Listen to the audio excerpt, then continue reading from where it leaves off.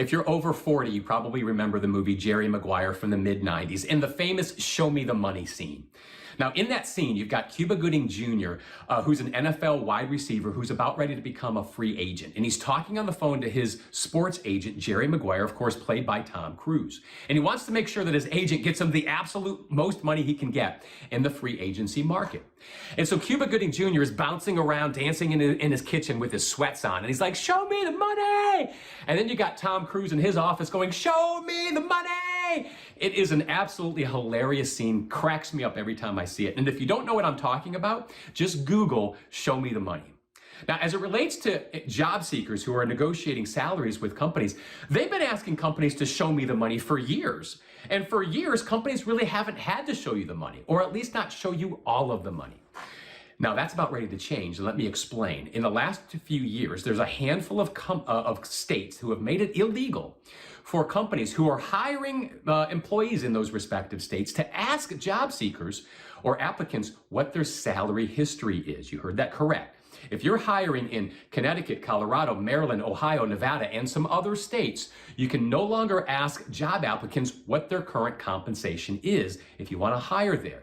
Now, what's really happening here? Well, we've all been there, right? You're interviewing at a company or you have applied to a company, and somewhere along the way in that hiring or interviewing process, the human resources person is going to ask you, what's your current compensation? Now, you can't lie, so of course you share it with them, but what you don't know is that sharing that information with them has essentially it's turned into an opening bid for an otherwise lopsided negotiation. The company knows what you earn, but you don't know what the company's willing to pay.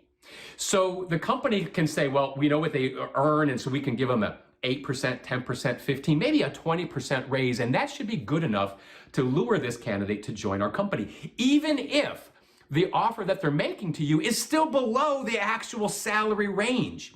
This is why these states have passed these laws to prevent people on the lower end of the income curve to be perpetually underpaid.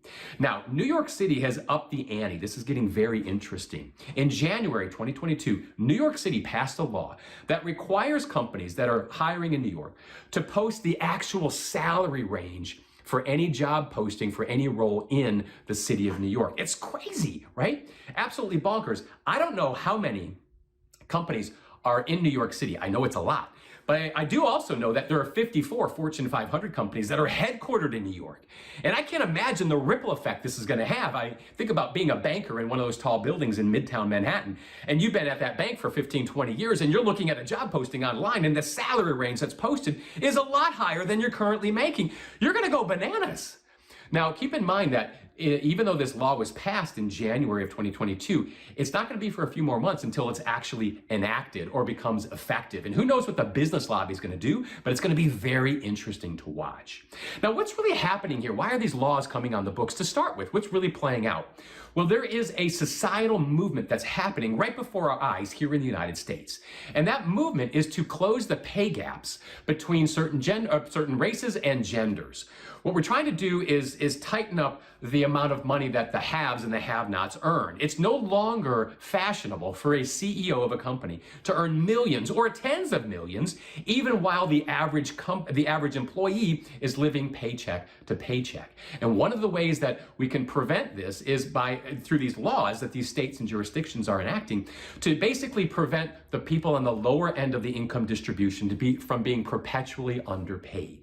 Now, I live in North Carolina, and we don't have one of these pay or salary transparency laws, and that may be true wherever you are as well, but I don't see these laws going away anytime soon. In fact, I expect that the momentum of this societal movement to only sort of pick up steam, and at some point, most states and jurisdictions are going to have similar laws. Now, what's the bottom line?